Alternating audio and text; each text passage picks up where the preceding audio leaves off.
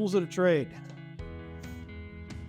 So the method of getting those cracks done is any one of these tools can be used, or any combination of them. These are for last finish. Basically, in the beginning, I would use different widths putty knives, a margin trowel for areas like this. That's why they call it margin trowel. Corner tool, which this one's actually for decorative work, works as well.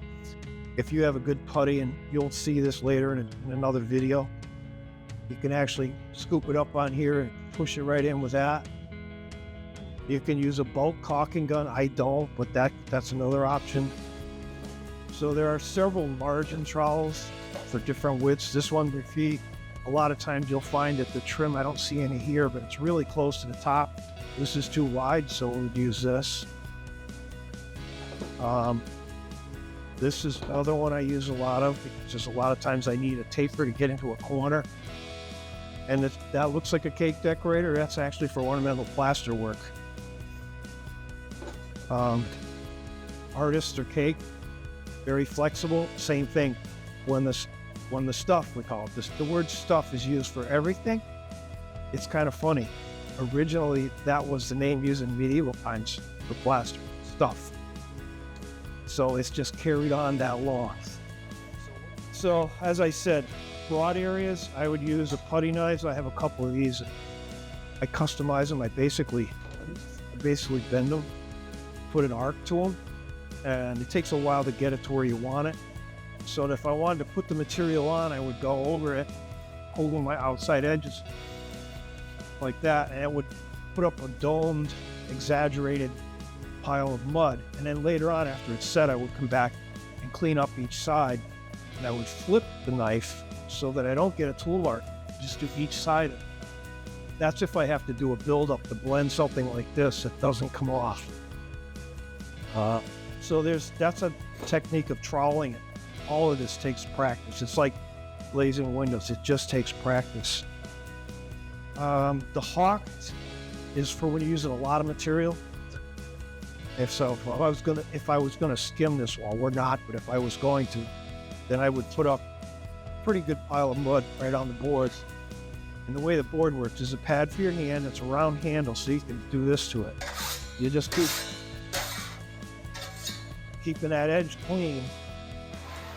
Put on a little bit. So back, if we have an area that's really problematic, and usually it would be like corners, I would tape it.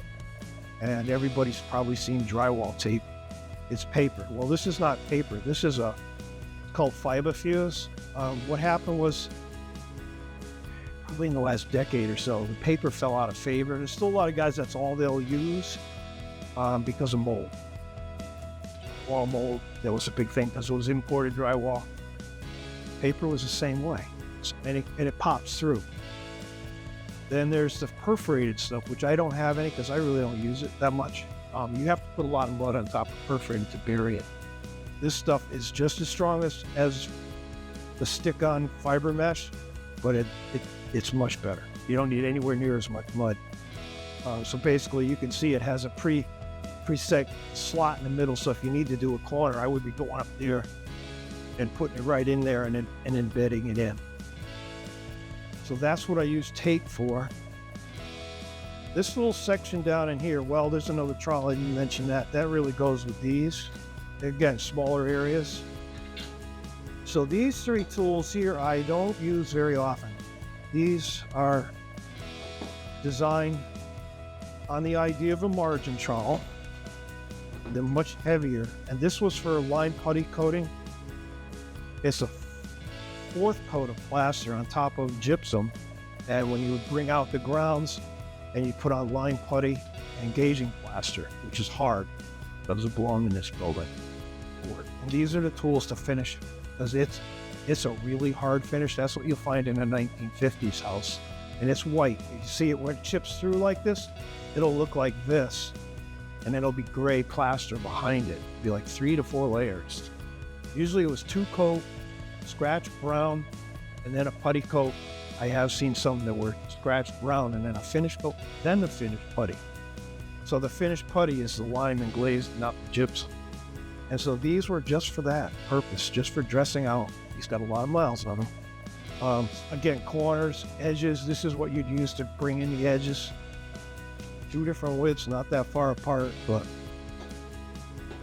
And this one, I always use this for the work we're looking for is a textured surface. We don't want to make this look like drywall, it just would be out of place. So I just use a brush, but this was for bringing in the hard finish to a really polished. It really puts density to the surface. The paint hardly soak in, it's so dense.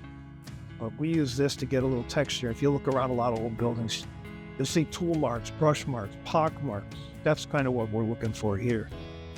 So it won't be perfect, which is good for the amateur boat. So again, a brush, different types.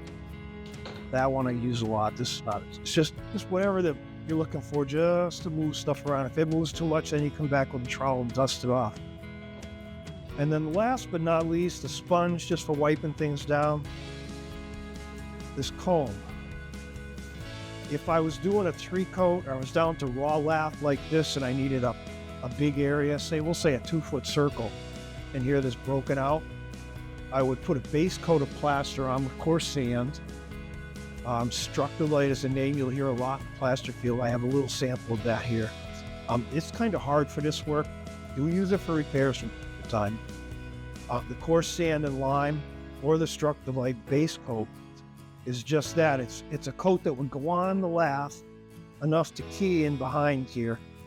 And then when it sets, you would comb like this in a crosshatch, which gives it a key second coat.